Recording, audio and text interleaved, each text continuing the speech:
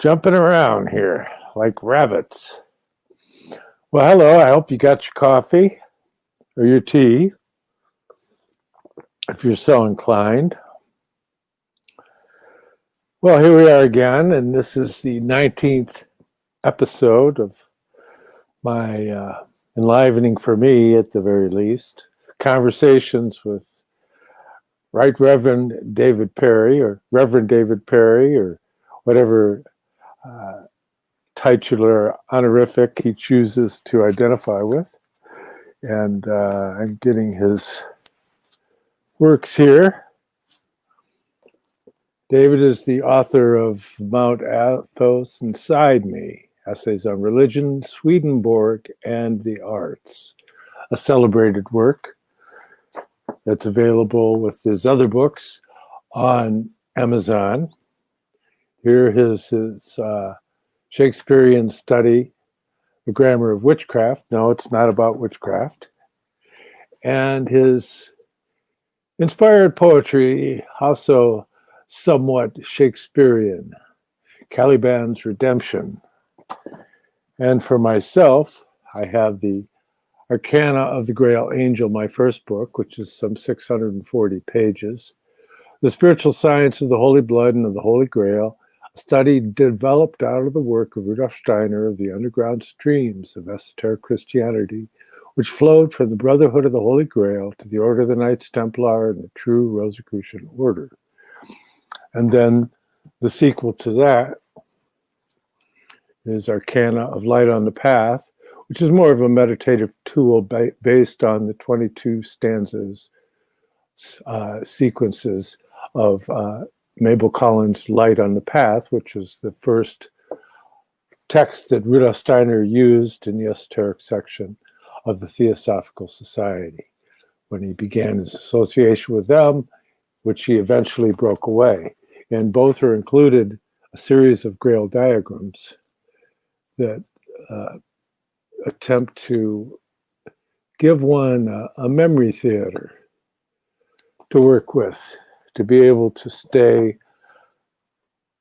within a framework of understanding and work with symbols and to try and bring consciousness to the symbols, because the way in which the symbols are used in Freemasonic orders and within the Catholic Church and whatnot, they tend to use them in a way that in the age of the consciousness soul, Rudolf Steiner makes the point, they tend to work unconsciously. That these symbols came out of the period that preceded the age of the consciousness soul, which began in 1413, 1414, around there, was preceded by the age of the intellectual soul. And within the period of the intellectual soul, there was still remnants of etheric clairvoyance where many people could see a fundamental relationship of the in-streaming inspiration of the spiritual world.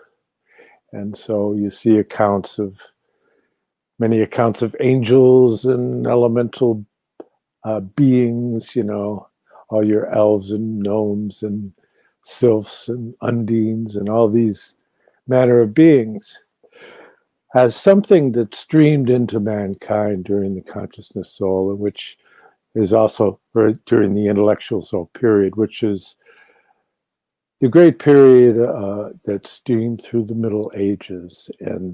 But these rites were carried forward into the age of the consciousness soul that began in 1413, 1414.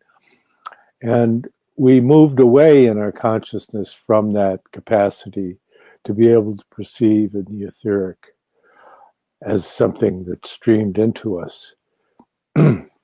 Now the challenge is for mankind to be able to develop their capacities through understanding the principles of spiritual science, so that from within their being, this becomes something that's developed from within outward. Because if it works unconsciously, it becomes captive in the realm of Ahriman, in the realm of the material. And so we have to liberate the soul forces from the clutches of the dark spirit of Ahriman, and likewise redeem the impulses of Lucifer, which is that effulgent reflected light. See, people don't understand Lucifer, and maybe one of these episodes I'll get into an analysis of some of the Kabbalistic and Hebraic equivalences that can be discovered from comparing the verses. Maybe we'll do that next week. That'd be fun. But basically, you could say that one of the ways of looking at Lucifer is that the true light is the light that streams from the realm of the exousiae, or the spirits of form, the realm of Jehovah, Elohim. That's the true light, the light which cometh into the world through the agency of Christ. And so you have the Father, the Son, and the Holy Spirit. So in essence, that light aspect of the Holy Spirit is predominant, whereas the Word is the impulse of the Son, and the Father is the fragrance of the eternal, right? Which, mind you, when you smell something, you're actually coming into a physical relationship with whatever it is. That's why you smell it. It's actually has something physical about it, whereas with the Holy Spirit and the realm of light, light is an interesting thing in that the light that we're talking about here is the light that casts no shadow, whereas Lucifer reflects that light, because remember in the story that God told Lucifer to bow down to his creation man, and Lucifer didn't want to do it. He only wanted to bow to the Almighty God, right? And so he became a rebel. But what is that light? In him, Lucifer appears as a light being, but it's a reflected light. It's not that the primordial light of God. It's the realm of Lucifer, wherein Lucifer would like us to retreat into the realm and be ghosts, so to speak, non-physical entities, whereas Ahriman would like to capture us within the material world of the singularity and what that might entails, which is increasingly relevant at this time. And so in understanding that we dwell in the realm of the Word, that we dwell within this balance between these two extremes of materiality and immateriality. And so Reverend David and I, we like to explore some of the cultural aspects of what that might entail. And what's so important these days is coming to a true understanding of the phrase that became known in the French Renaissance and was said to have originated from the Comte Saint-Germain: liberty, equality, and fraternity. And so those are the three watchwords, and they were interpreted very differently by the French than by the English. Rudolf Steiner, in Symptoms of, it is a Symptoms lecture cycle. By the way, I've posted relevant lecture cycles beneath the video on YouTube of Rudolf Steiner's lectures, so that you can check them out and get more in-depth knowledge than what I'm able to present here in this limited format. But he says that there's this impulse of individualism in the French interpretation of those expressions, whereas in the British interpretation, the emphasis is towards mankind and world culture. It's that impulse that wishes to spread itself over the globe, which is what they ultimately did, in case you don't remember. And so, as a representative of that world culture, we have here Reverend David, who's you might call him a dissenting minister of sorts. Hi, David. Oh, by the way, my books are available on eBay, and David's are available on Amazon. There's links below the both the YouTube and the Facebook broadcast of this podcast. So then again, back to David. David, how are you there? Good afternoon. Good afternoon, my friend. It's always good to hear from you. I'm not sure I represent much when it comes to British hegemony or sovereignty. I mean, yeah, I'm a true dissenting minister in every sense of the word. Regarding honorifics, I suppose I'm one of the very few, well, maybe not so few nowadays, free church ministers that does actually believe in vocation. Excuse me. I mean, yeah, priestable believers. I really do accept that. But I think, you know, we throw away ideas like vocation at our peril. Therefore, while I am an old Catholic bishop, for various reasons, it's a long and complicated story. As I say, I'm actually in the process of transferring my credentials to Metropolitan Community Church. Therefore, mere reverend, which I'm very happy with. I can live with that, and I think everyone else can live with that. Yeah, very proud of my liberal Catholic lineage associations. They, of course, were the ones that were resistant to the notion of papal infallibility. No man can speak infallibly. Jesus Christ, but nobody else. And that, of course, therefore they're in partial communion with the Roman Catholics, but not in full communion. I think Rome basically recognizes the right, but I don't think it goes much further than that. You know, I mean, you're not getting to know me, John. You know, there's a danger of throwing out the baby with the bathwater. While I'm very happy to be free church, so I'm a dissenter in the middle of dissent. You know, it's unwise to it's unwise to throw away everything. I love the sacramentalism of Catholic practice, of Episcopalian practice. I think it's beautiful and it's uplifting, and I think, you know, that's a sort of Mahayana approach, isn't it? Whereas free church, you know, chapel as they say in Wales, that tends to be very zen, very lacquered floors, blank walls, very meditational. And that both are necessary, but I don't know, I'm one of these weird beings, creatures that likes a bit of both. And I think, you know, it's the first Sunday of Advent, so it's a great shame that we couldn't really be in church today lighting our first Advent candle. But of course, in Boris Johnson's 1984 Britain, that is proving increasingly difficult. You know, I noticed a cartoon floating around earlier.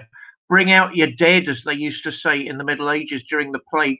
Only all the things that were being brought out to his carts were the signs of small businesses and public houses. So the takeover bid with him and his cronies of the British High Street is well and truly underway. So I think that covers the honorifics bit. As I say, I think they're more than honorifics, because I do accept the notion that people are set aside to serve the gospel. And, you know, all of my free church friends can argue with me till I'm blue in the face. I do think there's something like a vocation. I need to write about it at some point with a lot more Christian-based work, the end of it. As for clairvoyance, etheric vision, and things like fairies, I knew someone who had seen a fairy, of all things. I went to the Findhorn community in 1978, which shows how old I am. I'd read The Magic of Findhorn. There'd been something on the BBC about this extraordinary community and what it was doing at that stage. I mean, I know it roughly since that time, and it seems an equally powerful witness to the way human beings can collaborate with nature. At that time, of course, nature was going berserk because the original founders were working on an etheric as well as a physical level with the environment surrounding them.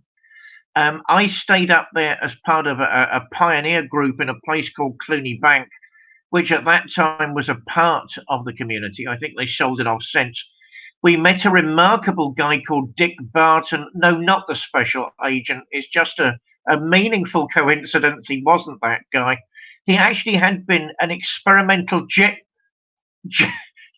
pilot, of all things, who had moved to the community. Now, here's a story you might like.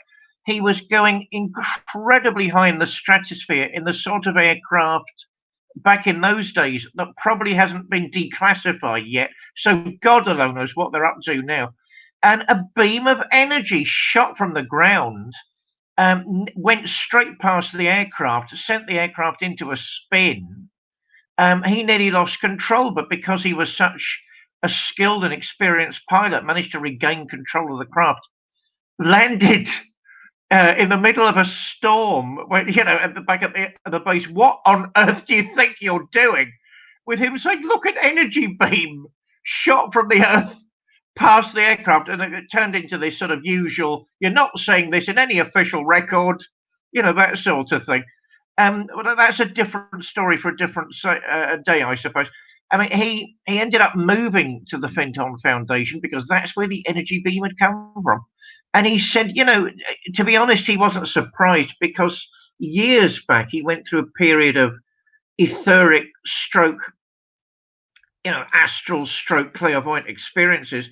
And he had seen a green globe, a small green globe, this is the fairy link, attach itself to a tree nearby his residence at that time. I mustn't give away too much or it starts becoming personal. And he'd realized that he was seeing it with his physical eyes, but not only his physical eyes, something else had kicked in.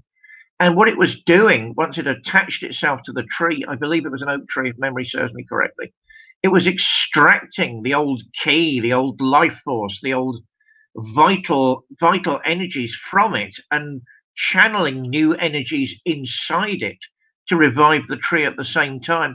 Every time, apparently, because it was doing it in like this sort of pulsating motion, it would extract the used essences and then inject, for want of a much better metaphor, the new energies that the tree needed. And he said every single time it was, I think it was this way round, it was putting the new energies into the tree, a blue haze would form around the top of this globe.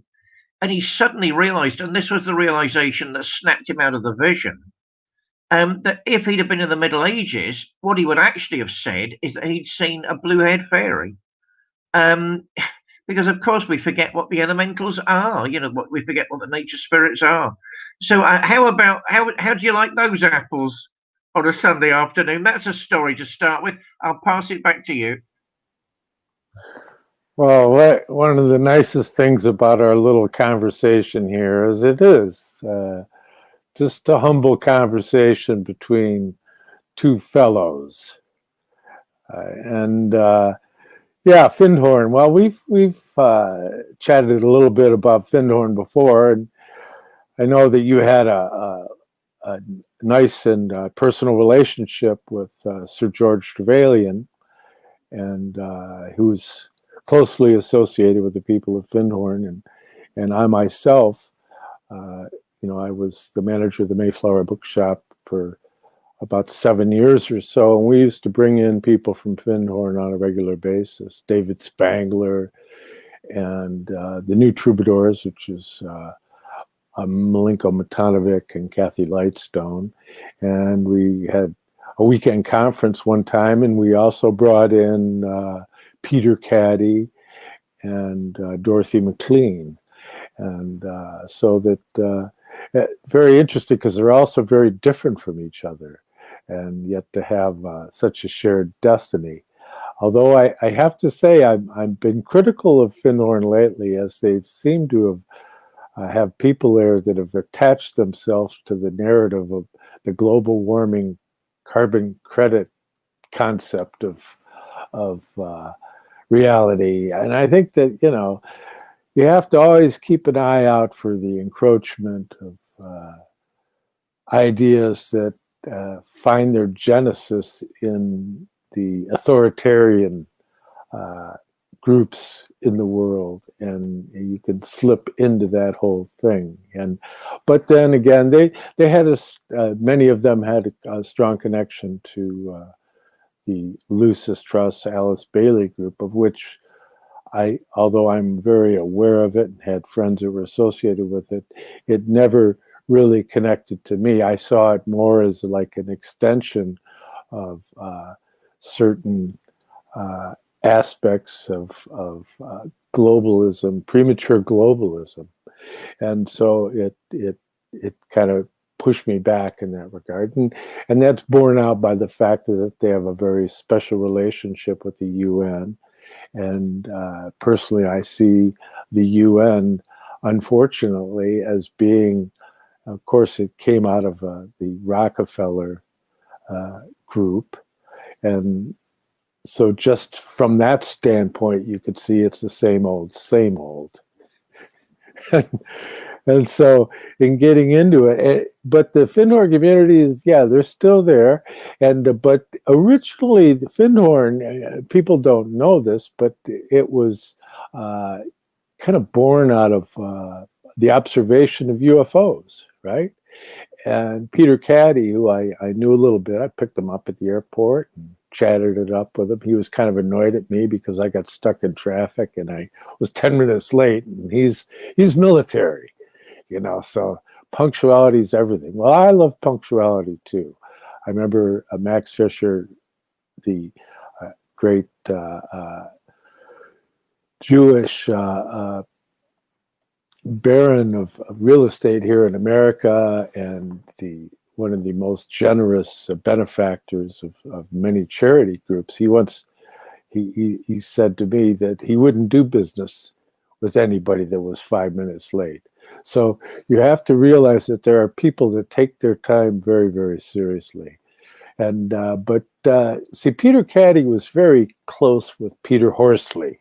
And I don't know if you know who Peter Horsley is, but Peter Horsley was an interesting individual. And it's interesting because this conversation, I have all this things I set aside as notes thinking we might talk about, and then we go off on completely other tangents, so I don't have my notes in front of me.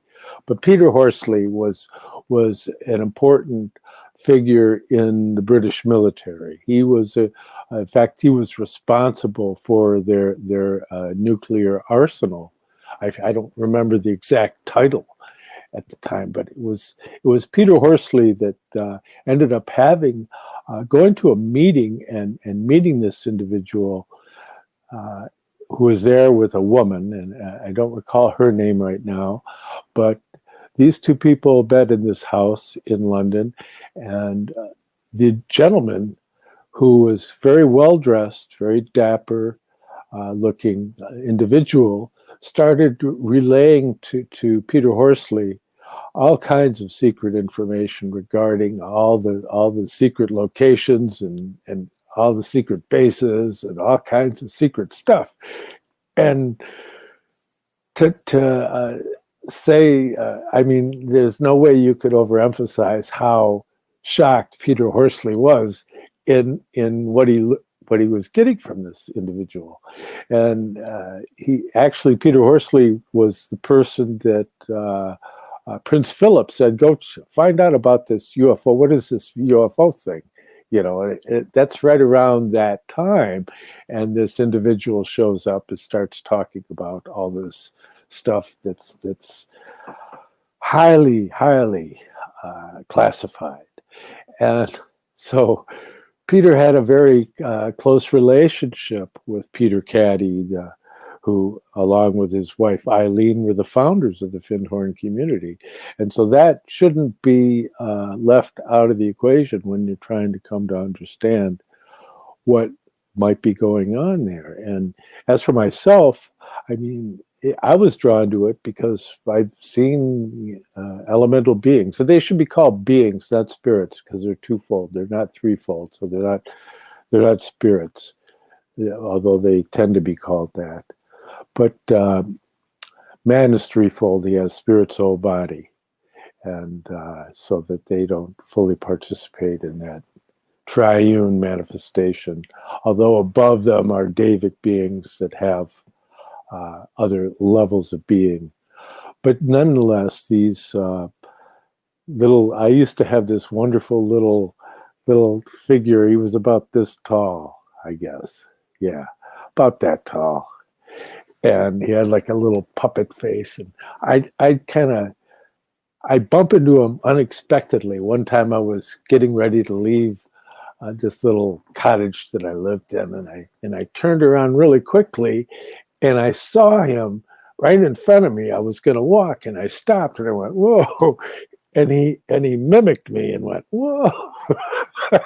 And then he flew off as a ball of energy which is more the real form.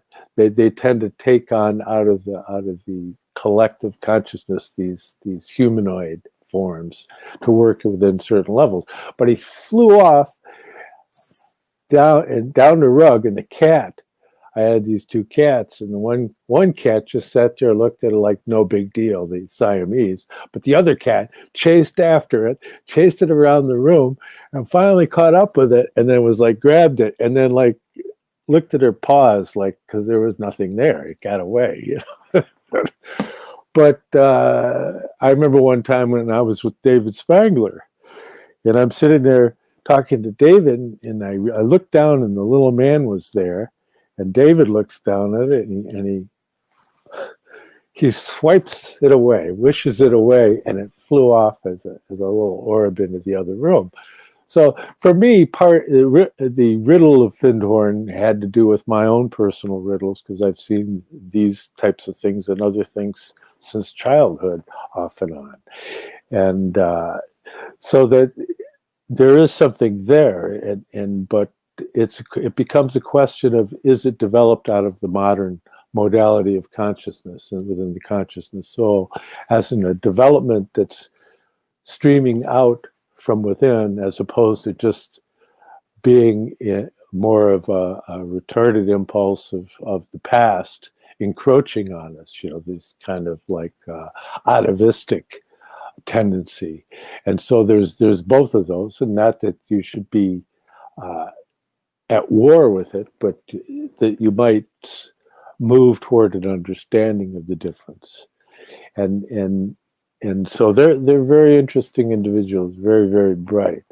Although I personally think that one of the most remarkable is Malenko himself, has one of the clearest minds that I've encountered as far as the way he approaches things. But then you with Sir George Trevelyan, tell us some more about that. I'm sure you got lots of Trevelyan stories. Gosh, I'm not really sure where to start with all of that. I mean, I didn't as such meet Peter Caddy. I wish I had done. I heard your story doesn't surprise me about punctuality. I heard he was a bit of a stickler. Well, you're right, sort of military types. You know, where are you? What are you doing? I did meet Eileen Caddy, who struck me as the sort of perfect British middle class housewife, who just happened to be a powerful mystic at the same time. So there was a wonderful antinomy, to use a TEDx Lambeth quote there, you know, because when I first met her, she was wearing these sort of pearl necklace, and a jumper, a woolly polly, and then all of a sudden, all this esoteric stuff started pouring out of her mouth. He said, "Oh my God, what's going on there?" So that was interesting, and that was wonderful. Oh gosh, before I get to Sir George, I suppose my psychic clairvoyant year was 86. I know for some people it doesn't sort of bulk up in that sort of way. It was a summer of bizarre, mind-stretching events. So I'm very aware of the reality of balls of light, and I think some of them were certainly nature beings. I think some of them were more than that. And one day we're going to have to sit down and try and make sense of it all. I mean, I saw it overall. You know, I always tend to know who's seen these things and who hasn't seen these things, because you're left sort of gobsmacked. You know, you don't run around and invite everybody, 1,000 people, 100 people to a course for £1,000 each. That's not what happens. You know, you tend to be gobsmacked. I think, what on earth was all that about? And oh my God, what have I just seen? And the one, I think I might have mentioned it before, I can't remember. I was walking down. We used to live in near a place called Titchfield, which is a very ancient British, excuse me, British village, I suppose. I don't think it's changed much in 700 years. Very, very pretty. We lived at one point near an old Premonstratensian abbey in ruins. Titchfield Abbey, very, very, very lovely. When I was playing truant from school, which was often, I used to go and take Roman poetry and read it in Titchfield Abbey, or a place called the Water Meadows in Fareham in Hampshire. But anyway, I was walking with my mother's dog in this sort of semi-rural road one night, and I knew something was in the sky behind me, and not an unsettling experience, a very enlightening, energizing experience. And I remember saying to myself, if you are actually there and not simply a product of some other part of me, prove it. And it did. It did. All of a sudden, I'd say about 20 feet in the air above me, there was something like a comet. It was a ball of light leading a trail, a rainbow trail behind it, because, of course, excuse me, the white light was going through the spectrum. It shot down the road, and there was a courting couple under a tree, and it was so dark. It was nighttime. I hadn't seen them. I won't use the profanity, but I heard the girl shout out, "What the F was that?" And I hadn't even seen them. And then, of course, the whole thing disappeared. So I'm blissfully aware that that there are more things in heaven and earth that are dreamed of in your philosophy, Horatio, and all the rest of it. Which, of course, was one of the things Sir George, a gentleman in every way, shape, and form, alerted me to when I was a young whippersnapper, a young cub. I don't know. I've sort of been in and out of dealings with the Lucis Trust for years. In Britain, I don't know what it's like elsewhere. I mean, they've got offices in Whitehall. I don't know if anybody in Whitehall, excuse me, I've got a frog in my throat this afternoon. I don't know if anybody in Whitehall actually listens to them. I'd be surprised if anybody under the present administration listened to anybody. Certainly, they've got offices there. They've got a lot of meditations there. I've been to some with my other half. Very, very uplifting. Not quite sure what it's all about. I mean, they run an esoteric school, but they don't seem to run much more else in Britain. I might be being very rude. I hope I'm not, because they've always been very polite to me. And certainly Sir George was linked with all of that, part of all of that. But there seems to be two types of adherent to Alice Bailey's teaching. There are those that want to be sort of right on and in there and influencing governments, and then there are the other sort that want to practice meditation and try and work out what on earth is going on. I have Sir George in the latter category. I mean, the thing that stands out for me is, as a young cub, I went down to a Glastonbury, which of course is the spiritual hub, the spiritual heartland of Britain. I'd say England, if not Britain. It's impossible not to get mystical in Glastonbury. Is it a place of old hippies? Yes, but that doesn't mean it's not a mystical place. It is a mystical place. And we were all in. We'd been to the first convention. Well, you'll know who this was, John. Jeffrey Ash. He'd just written a book.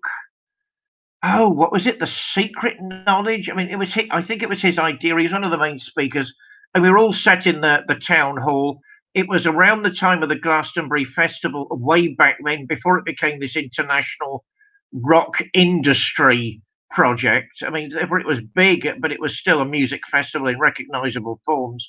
As I say, we were all sat in the town hall, and Sir George, to open the meeting, suddenly started saying the Great Invocation, and spotted through, sprinkled through the crowd, other people associated with the Lucis Trust suddenly stood up and started reciting the Great Invocation with him. And to be honest, it was very impressive. It was uplifting. It didn't feel threatening. It didn't feel compromising. It was almost like a moment of spontaneous faith that I think we need more of in the modern world. So Sir George, for me, remained an enigmatic, true English gentleman, but always there to answer a question and always supportive. A truly and genuinely remarkable human being. I'll hand you back because I'm just about to choke and I need a sip of hot water.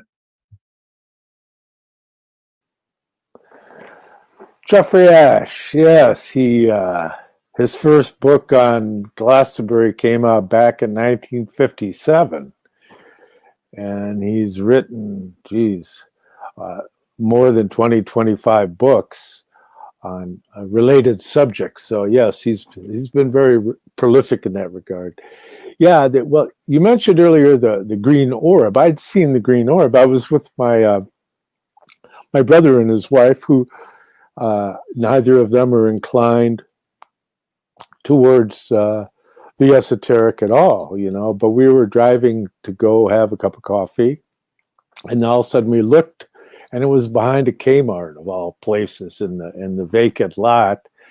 There was this just totally beautiful green orb just floating there above the trees. It might have been maybe 30 feet above the ground, and it was probably at least 30 feet in diameter. I mean, it was a big one. Other than that, I have seen ball lightning too, but that's different because that's a physical phenomena. But when I was a young fellow, a friend of mine and I were in my garage, and there was a storm approaching, but it hadn't come yet. It was that kind of overbearing, high pressure center floating in, and we go walking out onto my driveway, and there's two ball lightnings slowly proceeding down the sidewalk as if it was like a couple having their evening constitution, and they're floating along, and my buddy goes to run over there. I said, no, don't, that's lightning. I said, you don't want to touch that. They'll ground out on you, and you'll be sorry you did that if you're even aware of it anymore, but, and they just kept going down the sidewalk, and we just watched them at a safe distance, and they just, till they passed out of sight, but that's a fascinating, I've seen a lot of bizarre phenomena. I've seen UFOs of different kinds and all of that. So there's something really there, but there becomes a moot point as to what's there, because I remember I was having a discussion with Douglas from American Intelligence Media, my oldest friend, or my closest friend, and we were talking about it, and the next day he's sitting out in his backyard, and this huge cigar-shaped craft like semi-materialized right over his backyard the next day from our conversation. So they're out there, but what are they? And personally, I think that the majority of the ones that are seen are actually government craft, that they're not extraterrestrial at all. And then I think other ones, the ones that are manufactured seamlessly. People have given accounts of them where they've even gone inside and noticed that there wasn't any fittings for anything.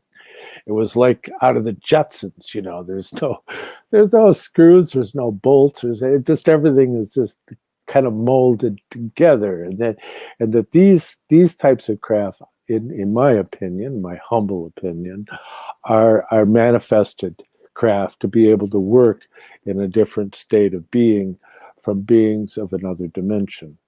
And so we live in multiple states of being, as Rene Guénon described it, although he tends to be pretty difficult for some people to follow, and I feel a much greater affinity, of course, to the work of Rudolf Steiner, because he's not coming out of the intellectual soul the way Rene Guénon does so much, but coming more in terms of an initiate who's working within the realm of the consciousness or spiritual soul, and that the strivings of the spiritual soul are toward the spirit self. and that's moving towards the future. And so a lot of the confusion that arises today regarding this whole concept of globalism, that it's like this good thing, and yet it's being presented to you on the 6 corporations that own all the networks, and then the of course, you guys, you have the BBC, so they've been in control all along. In fact, they even send you a bill. You got a good racket going there. So this official narrative is highly suspect, and in fact, I was criticized very strongly the other day by a dear friend of mine who's an author, and I don't want to say who it is because I don't want to call her out, but she was criticizing my support of our president, and that it was divisive, and she considered him to be divisive, which actually, for somebody who's here and is actively engaged with what's going on, the opposite is true. He's not divisive, although he will confront people if they come after him. That's true. He's not perfect. No, geez, what do you expect? He's a New Yorker, and so he's rough around the edges, but he has, shall we say, a very clear idea of the American idea, what that is, and whereas his opponent, the office of the president-elect, of which there's no such office, old Joe, he's just basically a sock puppet of these globalist forces.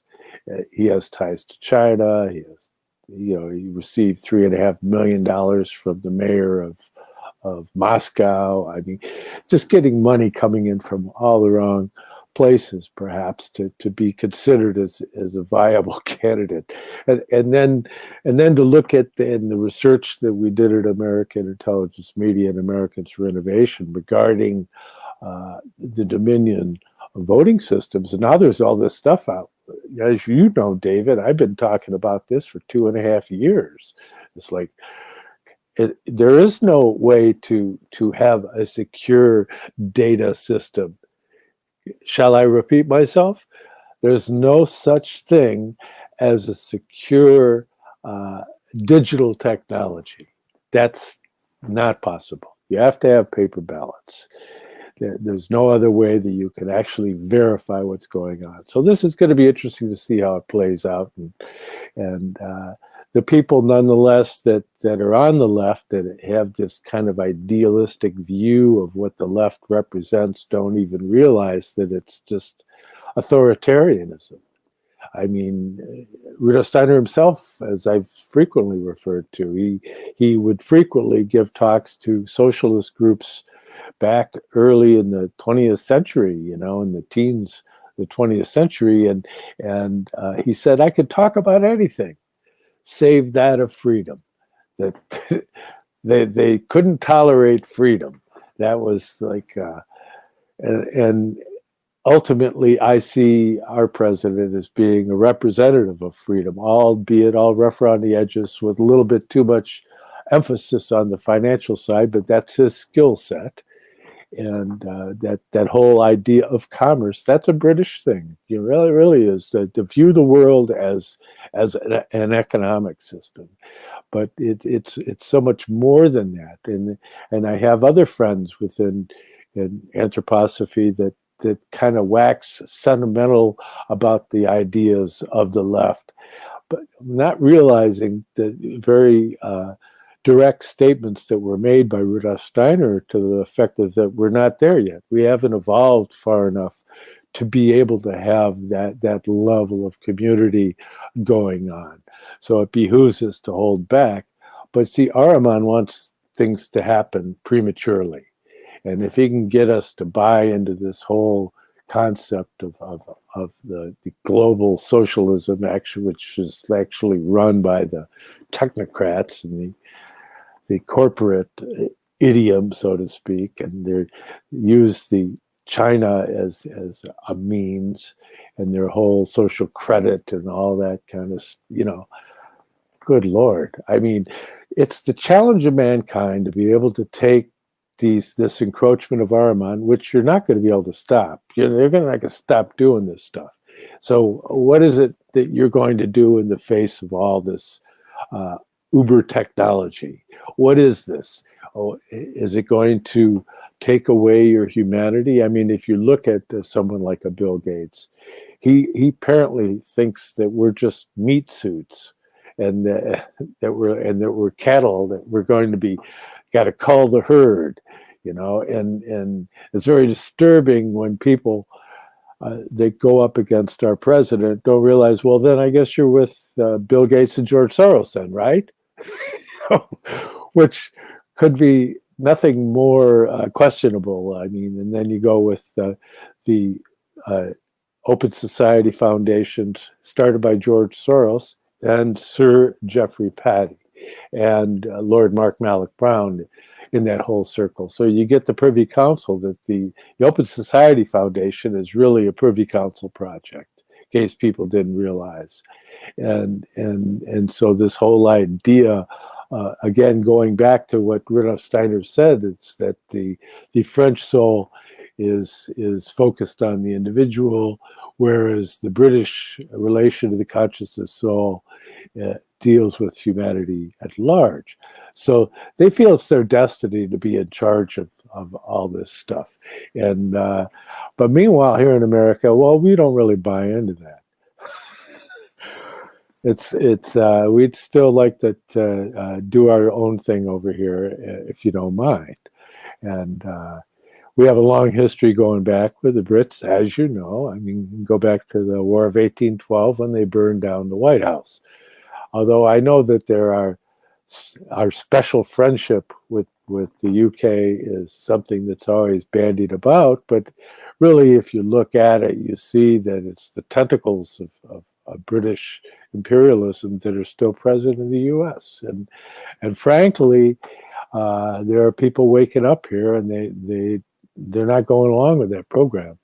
And the short end of the stick that the elites have is there's just not that many of them. They got a lot of money, that's true, but there's just not that many of them. And so maybe that's why they want to cull the herd, But it was encouraging anyways the other day to see Rudy Giuliani mentioning Lord Mark Malloch Brown, who was the deputy director of the UN at one time, and many, many other titles. But he's I'm sorry, but I just don't feel real comfortable with him. And his wife is a direct descendant of one of the directors of the East India Company. So he's got relations to that, as do you, David. That still makes you mildly suspect in my book. But so it's all fascinating. And so when you look at these things, and you have to go back to my friend and pointing out that I'm serving evil by trying to preserve the constitutional republic or something. I don't know.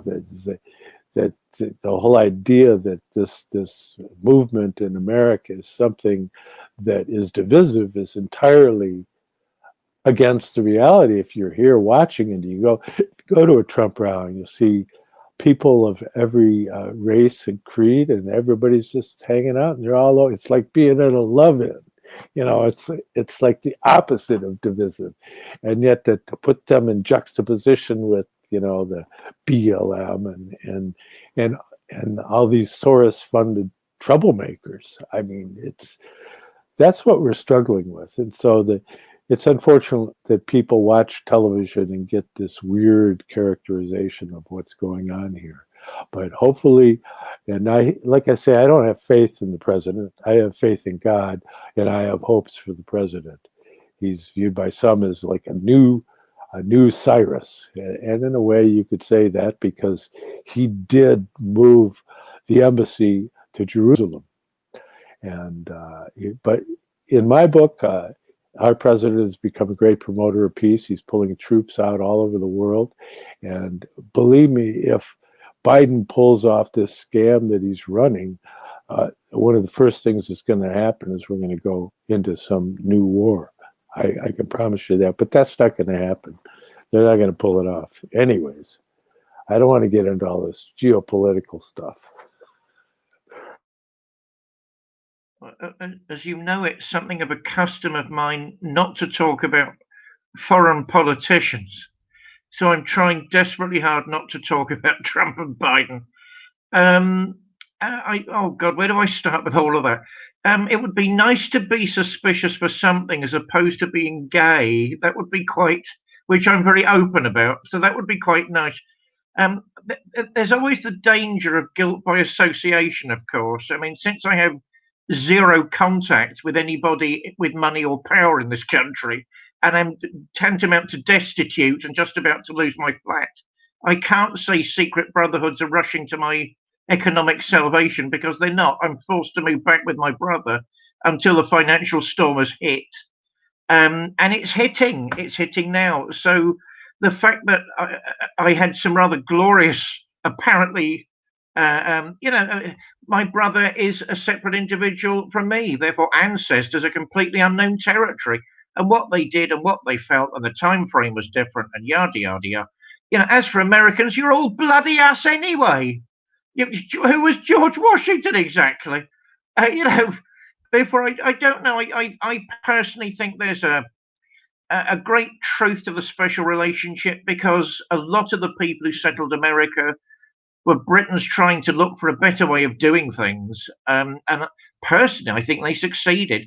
They came up with a constitution. They came up with a new Atlantis. I'm not sure I go along with the puritanical part of the settlement, because I'd have been burnt at the stake as a witch. And as I said, because I think that's what they used to do to LGBTQ people. Yes, I'm getting onto that one. I'm working out what's going on now. So I didn't really want to be burnt at the stake. So I suppose that was going on there. I read I admire the World War I poet, because there's so much more to him than that. Robert Graves. Curiously, I don't like his poetry much. I loved his historical novels. I mean, I remember reading I, Claudius when I was a callow young cub. And of course, there was the amazing BBC One dramatization with a group of actors that became very, very, very famous later. Derek Jacobi and Brian Blessed. I'll never forget Brian Blessed as the most outstanding Augustus to this day. I mean, the man has spent his career shouting at everybody since that time. But I think with a character like Augustus, it certainly works. And I'll never forget Derek Jacobi as the stuttering historian that's basically forced to be the head of the empire, whether he likes it or not. Otherwise, the Praetorian Guard will kill him because they're all out of a job. And of course, that awful old cow, John Love, I hope you're listening. What a tart that man is, but as an entirely memorable Caligula. An outstanding series that made me very aware of the ingenuities and creativities of Robert Graves. And actually, it's his visionary book, The White Goddess, that I was thinking about as we were talking about that, where he follows a number of sort of guilt by association tracks, not all of which are wrong. I mean, some of them are very, very telling and need to be explored a bit more. Oh, no. Do I accept the reality of the folk souls? Yes, I do. I think there's something amazingly deep and profound and vital in that anthroposophical concept. Yeah, I think, who's the traditional enemy of the Britons? Of course, it's the French. It's not the Germans. I mean, that's new. That's new because of 2 world wars. Look at our history, those French buggers, with their fine foods and their gloriously sophisticated culture. Who on earth do they think they are? So, we've got to bear in mind that the reality, the history of the world isn't always what it seems to be. There are subcurrents and mini currents and eddies and backflows and all sorts of things. I'm trying to think of how to develop Robert Graves. Certainly, I remember reading the historical novel King Jesus, which I felt was revelatory. I mean, there is what is truth? Truth isn't just history. And what he was trying to do was develop a mystical history of Joshua Bar Joseph. Graves had some challenging views, and I don't mean that in a negative sense. I mean, I think they're in very important views, which Christ recrucified and various Greek writers seem to take up later and develop them in different ways. I mean, Kazantzakis comes to mind as a staggeringly gifted author, but so was Robert Graves. And it's really the sort of, what was the subtitle for that, John? The White God is a History of Poetic Grammar, I seem to remember. Where he's basically saying, there are supersensible realities, they're part of our lives, and that's history too. So I suppose I'm trying to say, I think the clash between folk souls is sometimes almost as important as their harmonization. I agree with you 100%. I mean, some of the things the left says, some of the things the more idealistic faction, I'm trying to avoid the word faction, but it came out by accident. There we are. I mean, they're beautiful, but they clearly don't belong to this time frame. It's clearly down the road a long way. It's not to do with us at the minute, with human nature the way it is. And I don't know, rather like you, since the beginning, I distrust anybody that doesn't like a discussion of freedom, because what are they planning? What's their view? Where are they heading with all of this? And they can be either very beautiful people, I think, and hence naive, or they can be horribly manipulative and just thinking, well, that's the way the world is, let's get on with it. But that's no way for humans to conduct their affairs in a human way. I mean, that is a nightmare, which leads me back to Boris Johnson. I mean, why don't this lot just sod off? I mean, they're doing the country no good at all. They're now talking about a handbrake. So we've had the circuit breaker. We've had this sort of firewall, which came to public attention and didn't. Now, apparently, the excuse for a further lockdown, which only may be tier systems, admittedly, after the Christmas break. We're all allowed parole for the Christmas break, provided we sit at different tables from our loved ones and don't look at them and crack jokes. So, we're allowed parole for was it 5 days or 6? I can't remember. 12, of course, Christmas is 12 days, not 5 or 6. And now that awful Michael Gove. Michael Gove, I don't respect you, and you are a truly repulsive human being. Sod off, sod off, sod off. Right? He's now talking about having a handbrake. Well, since the other brakes didn't work, why do we need a handbrake? And now Boris Johnson recently, I believe it was last night, he was threatened by a revolt from 70 Tory MPs. It's about time they woke up to the fact they're getting unpopular. And if that's meant to be the party of business, why are they destroying local businesses? I live in prosperous Clapham. There are businesses actually closing. It's not going to happen. It's already happening.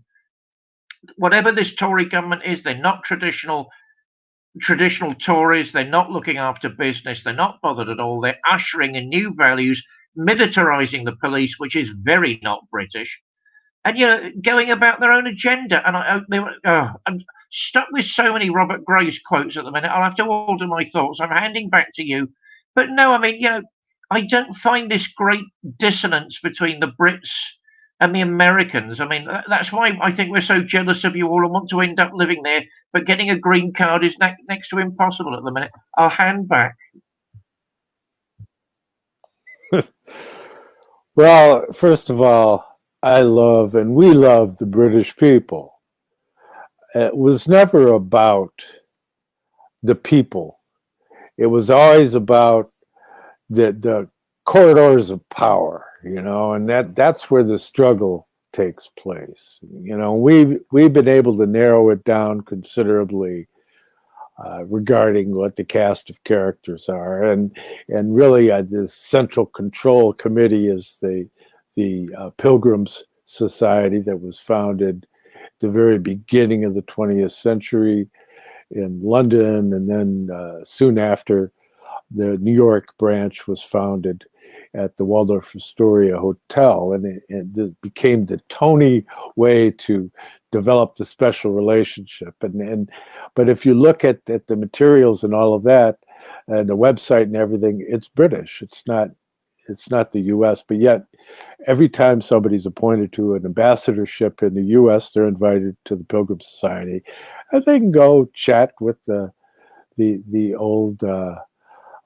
Brits and have tea with the Queen and whatnot. And there is that whole thing, and I'm sure people are aware of the many benefits that can accrue financially from building such a relationship. And so it brings the whole idea of Mammon, the god of material wealth, that was such a challenge for Philip le Bel, French. There's that kind of French aspect to it, in that sense. The Philip the Fair going after the Knights Templar and capturing their gold. He felt that all the gold in the realm belonged to him, right? And so it's kind of that just gross materialism that is the dross of what we're talking about, and the financial center of the world. I don't care what anybody says; it's London. I mean, or rather, the relationship between New York and London. There's other places that vie for a place, but there is no comparison. And if you look into this and you look deeper at it, then you'll see that this tends to spin around the contractual relations between the colonies here in America, that they were basically corporate colonies, so there was the Virginia Company and all these different Massachusetts Bay Company. There's all these corporations, right, that were British corporations. And after the end of the Revolutionary War, when the British Army surrendered to George Washington, but the king never did, and the bankers never did, is the important point.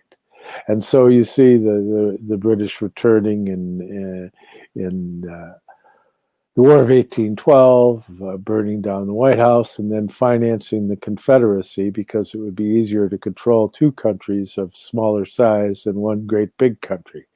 And so it's just been back and forth and back and forth. And so, but that's the power brokers. That's the elites. That's what they're serving. And the British people now are caught up in the snares of this thing more so than even we are. And also in Australia, New Zealand, all these places are starting to go, hey, wait a minute, this isn't the country I was born in. It's like there's all these new rules coming down, and like we're getting it here in the States, and state by state it's different. In some states, the governor's putting out a directive for students to squeal on your parents if they have too many people over, and another state that the governor is recommending that people squeal on their neighbors if they have too many visitors because they could be creating a problem, as far as this whole drama that's going on. And yet the Danish study that came out shows that there's very little difference in the figures from the study that they did between people that are wearing a mask and people that aren't, So it's like, it's kabuki. There's all this kabuki going on. It has to do with obey. And that's what it is. It's this whole top-down thing. And people try to characterize our president as if he's like that. He's not at all. I'm sorry, but you're wrong. And to call me pursuing evil because I'm supporting a constitutional republic is just right out of left field. I'm sorry, my dear, but you're going to have to come up with a better characterization than that, because it's just not true. It's like, it's funny, people, they call him a racist, and yet he, for 2 years, dated a lovely model that was half African American, and she said all he said about it, oh, like Derek Jeter. She said, yeah, he didn't care about it. He thought about marrying her, so.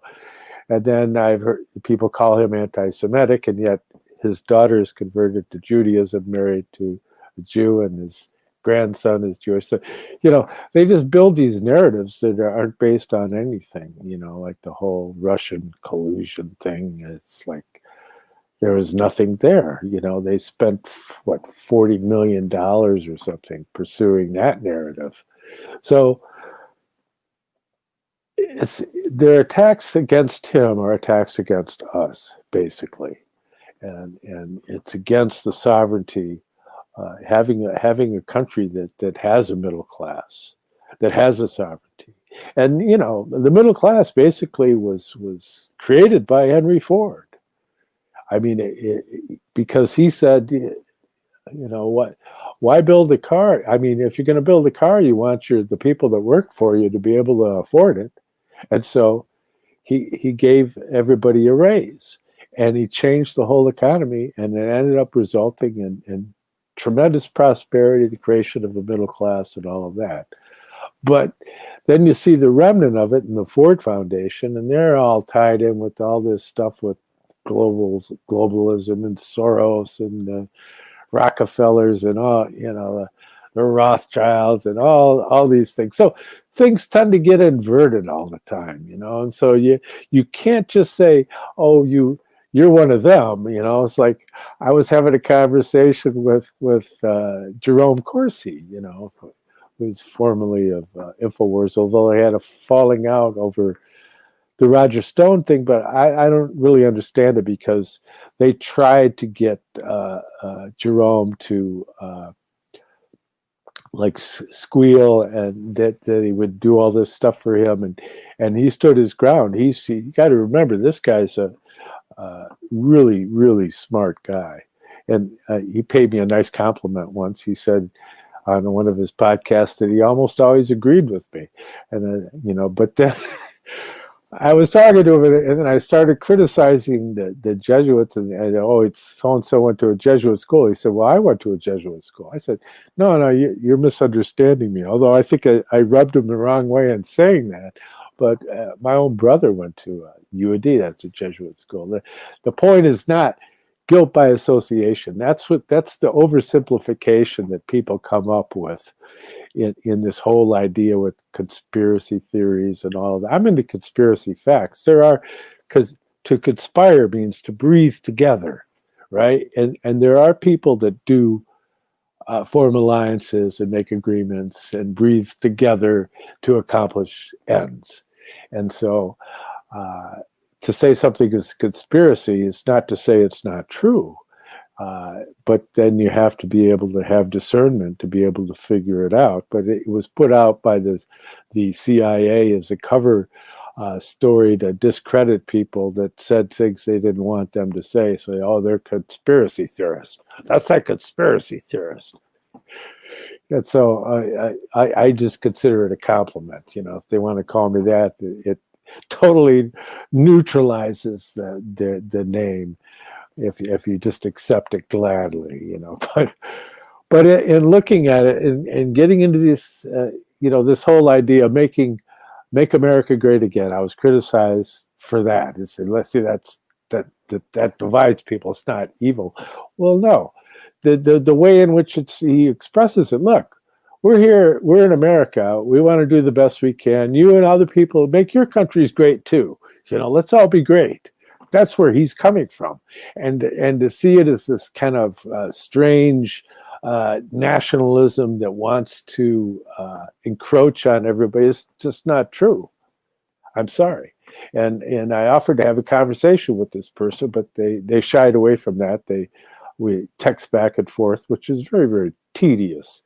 It tried to type out complete ideas, and that's my big fault I find with social media is everybody abbreviates their ideas so far that they really don't mean anything of any depth, because it's just too tedious to type it all down, you know. And I'm sure you find the same thing, you know. It's like the amount of misunderstanding that can arise from the mimetic, abbreviated approach to language is astounding.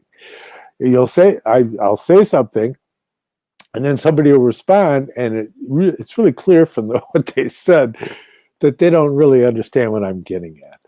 And that's the way I feel with this individual. And it's funny because I've known her for many years, but she doesn't live in the U.S., so she doesn't really understand, although she did at one time. And mind you, there's a lot of things I could find to criticize about American culture. I mean, geez, there's so much banality. Just look at pop culture and all of that. But that being said, we are the bearers of the torch of liberty, period. The Statue of Liberty is in New York Harbor. It's not in Brisbane. You know, it's not in Hong Kong. It's not in Singapore. And so the whole idea, when you get, and we've talked, you know, we're talking about what is truth. Well, what is liberty? And we've frequently gone back to John Stuart Mill, the utilitarian, of which Rudolf Steiner is very critical of utilitarianism because it's basically a sense-bound philosophy. But yet, John Stuart Mill is such a genius, he can take that modality and come out with a good result. And so you see, you have to be able to take these things and develop them and not oversimplify. But his book on liberty is really quite brilliant. And yet it doesn't show any semblance of spiritual influences in the sense that one would think of spirituality. It has to do ultimately with these things. They make sense. Like his idea about liberty, it's good for business, basically. If you want to have a successful commerce, then you're going to get more creativity out of the populace by giving them liberty. Liberty meaning the state's relationship to the individual and to be free. Freedom is a human thing. Liberty has to do with relation to the state. And when you get into understanding all of that, that's a lot of what we try to explore here. And my standpoint is largely derivative from, of course, Rudolf Steiner is my primary focus, but Johann Wolfgang von Goethe. I mean, he was really quite controversial in his time. He wrote his book that's the title's translated Elective Affinities, and it's the inkling of being able to choose one's wife. That's like at that time, a big deal because there were so many arranged relations. In fact, the woman he ended up marrying, they had 5 kids before he married her, but 4 of them died in infancy or childhood, and it was just the one boy survived from that. And several years after he was born, he ended up finally marrying her. And you know, there's all kinds of theories going on in the Goethean studies about, you know, why was that? What was the point? And when you get into Goethe himself, he's really is so authentic with his own nature, in that he chose to dwell as a truly free human being. And with Rudolf Steiner becoming the actual editor of Goethe's scientific works in the Kirchner edition, gave Rudolf Steiner a prominent place in Europe at that time. And in fact was even approached by Elizabeth Forster Nietzsche, the sister of Nietzsche, after Nietzsche had gone into decline, to edit Nietzsche's works. And Steiner said he would only do it if he could make margin notes to indicate the things that Nietzsche had written when he was ill and the things he'd written when he was healthy, because you can't take away from Nietzsche. He was a genius, but there was a dark spirit that would intrude the Ahrimanic cast, and it was even further developed because of the editing by his sister, who really was a dark spirit. Really, I mean, she didn't have to be enveloped by illness to fall prey to the darkness. She was of the darkness. In my opinion, I mean, her relationship to the National Socialist Party and all of that is legendary, you know. So you have to look closely at these things. You can't make quick determinations. You know, somebody in their youth could be a marvelous human being, and late in life turn into a complete curmudgeon. So, you know, what are you going to do about that? And so you talk about Roman poetry. You're reading Ovid, Roman poetry. Is that what you're reading? All right. First of all, I love kabuki theatre. I love kabuki theatre. If I had the resources, I would put on kabuki theatre. Secondly, one of the joys and privileges of being in radical free church, I mean, there's no way that Metropolitan Community Church isn't radical. You can actually say inflammatory things like, I think we all owe David Icke an apology. I mean, he's now been proved to be correct about so much. I'll have to go up to say to him, because remember, I loosely worked with that whole organisation when we had Art and the People's Voice, So I'll have to go and say, you know, by the way, we haven't met formally, but you're right. So that's something I'm not looking forward to at some point. Apparently he's going around the country at the moment, giving people instructions on how to be free. Just be free. Just be free. You know, what was it? Clint Eastwood, that noted libertarian, of course. Just keep out of my hair. You know, here we are. Bullseye. It's as simple as that. Bullseye. Oh, gosh. You reminded me, you mentioned Guénon at the beginning of the program. Do you know, I think it was Oswald Spengler who influenced me. I was told when I'd left King's College that I spent 3 years in a bad mood reading Oswald Spengler. I don't remember either of those realities, to be honest. It is true. It didn't always go smoothly because I wasn't in the Church of England. And that in those days, that was, you know, if you hadn't gone to Oxford or Cambridge, you went, and I love you all at King's, you know, you went to King's College to carve out what was left of the Church of England in terms of career.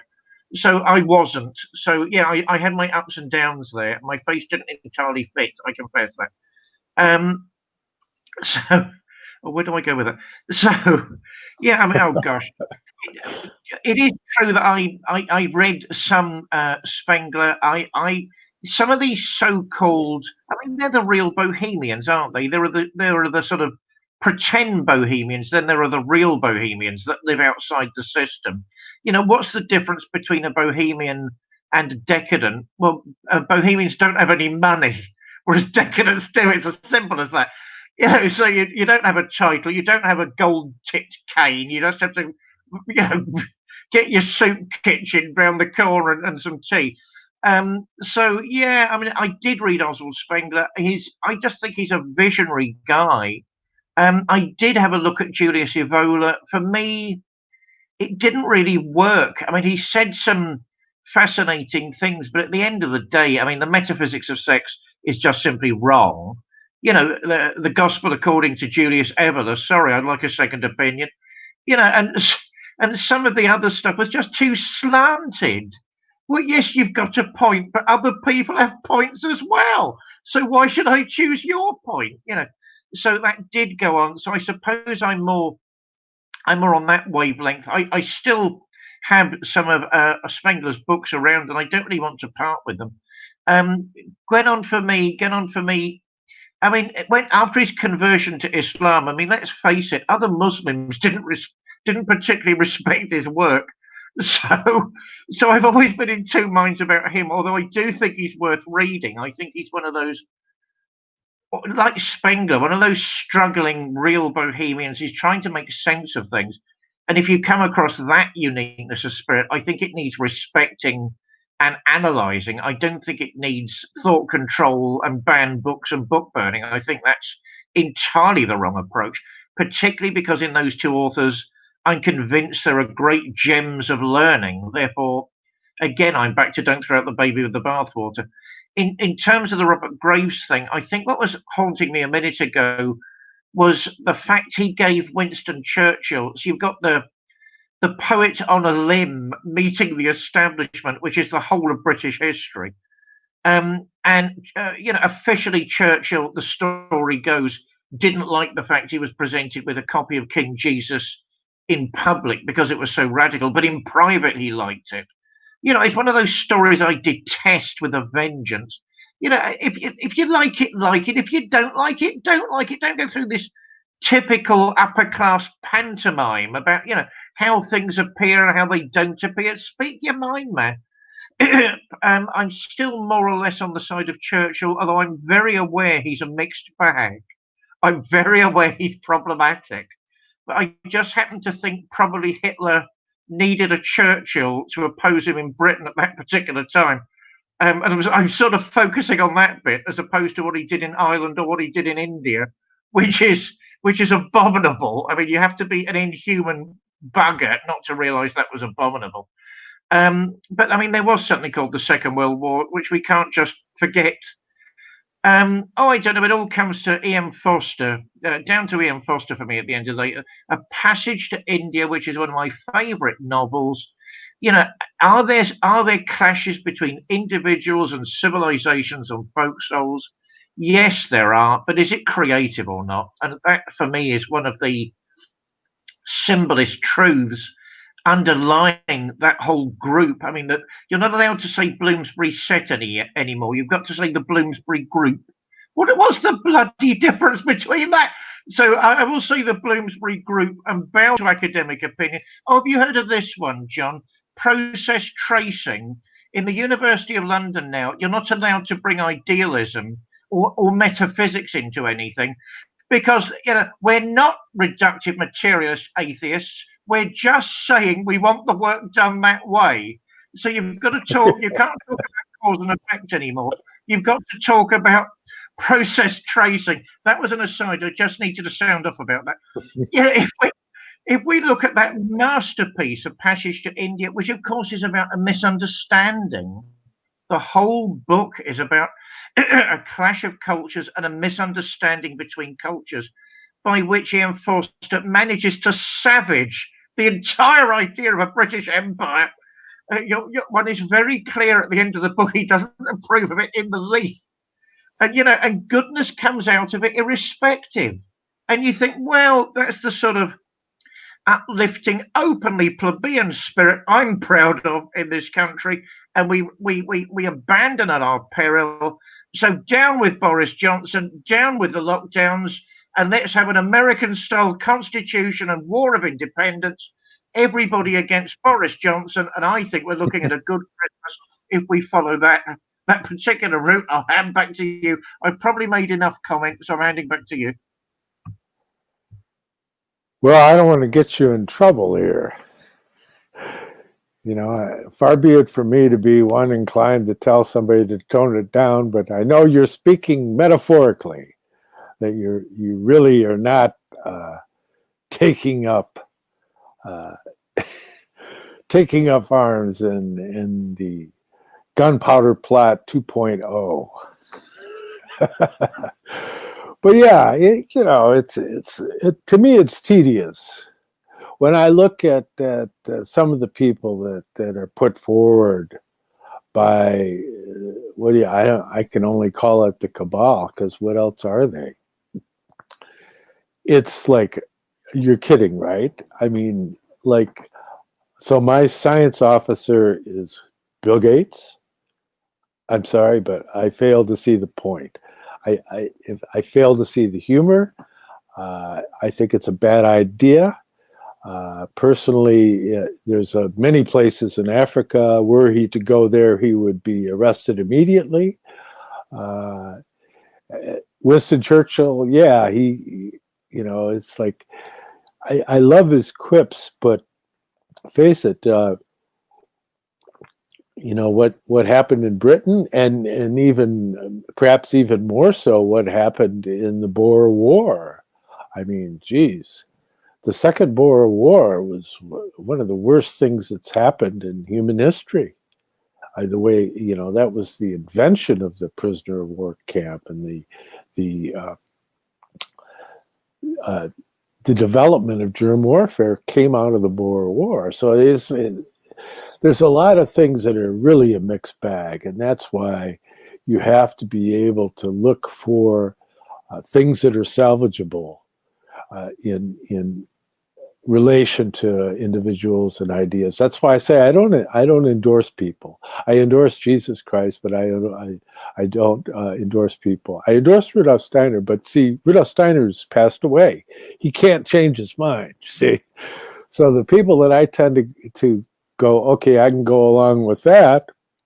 They tend to be like Ralph Waldo Emerson. He preferred reading books that were, at least 100 years old, and which is interesting. But if you start endorsing people, then around you, then they take a left turn or a right turn, and it's like it's too late. You already endorsed them, and now you're stuck. But that being said, that's all well and good. I just think that at this point, the greatest experiment in freedom we have going in the world today, albeit it has many aberrational aspects to it, is these United States. And so I'm bound and determined to do everything that I can to preserve the constitutional republic, and people that are in criticism of what's going on here in the current administration don't realize the alternative is the deconstruction of the constitutional republic into a globalist technocratic regime, which Americans won't go along with it. And I know that President Trump got more than 72 million votes, and they're saying that old Joe, who couldn't even have a meeting where that looked any bigger than a PTA meeting, and yet you're trying to tell me he got more votes than Barack Obama? I don't think so. And this is going to be really interesting to watch all this play out in the coming weeks, because it's, like I said, there is no way to secure digital information.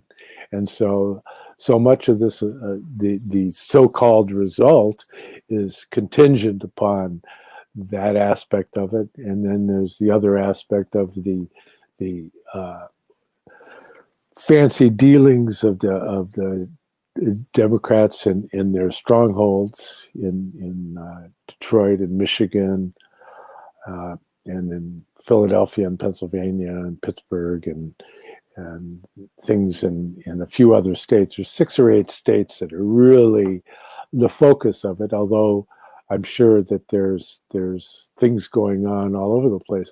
I personally, based upon what's going on, I don't believe that our current governor was actually elected by getting the most votes in the proper way. I think it's a result of these machinations, And then you have our Secretary of State and all that, and George Soros donating money to Secretary of State campaigns all over the country. Just a very small amount of money can make a world of difference for somebody who's running for particular offices in local government. So it's like, I find that kind of interference absolutely unacceptable.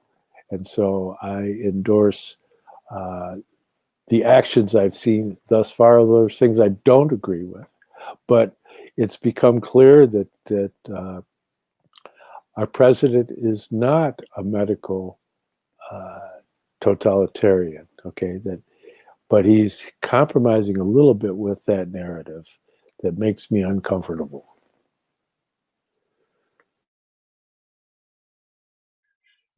Gosh, excuse me. You reminded me of something else. I remember reading Nietzsche Actually, I didn't read him as a student. I read him later. I was sort of aware of the ups and downs of it all. But Thus Spake Zarathustra, which is, of course, written in poetry, the two ways the Germans write philosophy is either as poetry or in sort of aphorisms, as I'm sure you know, set blocks of information that you then think about.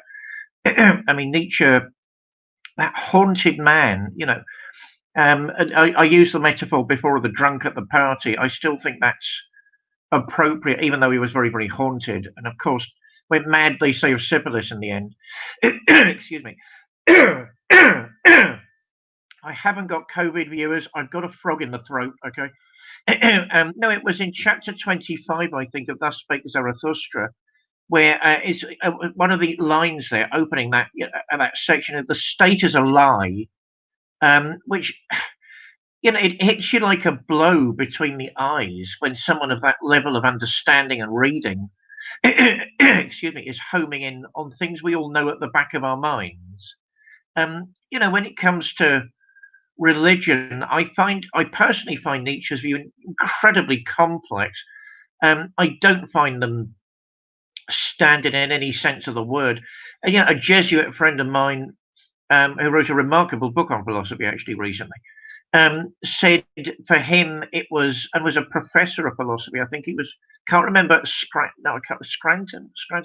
Anyway, he was saying, his view was that you either went down the Aristotelian traditionalist route, or you went down the sort of crazed, bomb-throwing Nietzschean route. I'm sure that's not entirely the case. I mean, whatever happened to middle ground? But point taken, to even when he's in the right, he's still drunk at the party. So you've got to be careful about what it is you're agreeing with and the way you're agreeing with it, or you end up with him hanging around you telling boring stories until you can find a way to leave the party. I just think, along with you, John, that we need to be adults. It's a complicated world. Are we accentuating the good? Are we trying to find the books in babbling brooks and the good in all things, or not? I mean, curiously, I was talking to my other half earlier about Ben Jonson, who, of course, is the over brunch, believe it or not, who, of course, is the real rival of Shakespeare. I mean, Christopher Marlowe is in Shakespeare's group, slightly older, obviously brilliant, but not really a rival.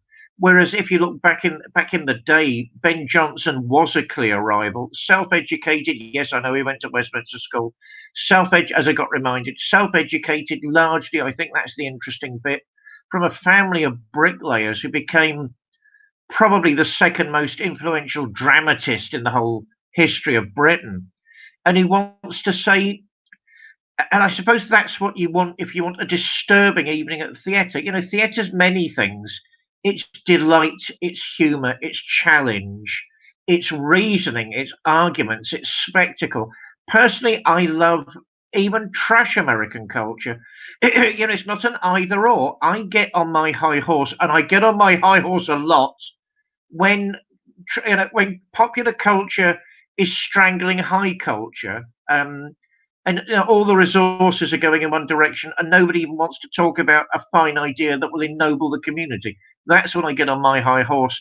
I remember years ago watching the American spoof Soap and enjoying every single minute of it. I used to love Dallas.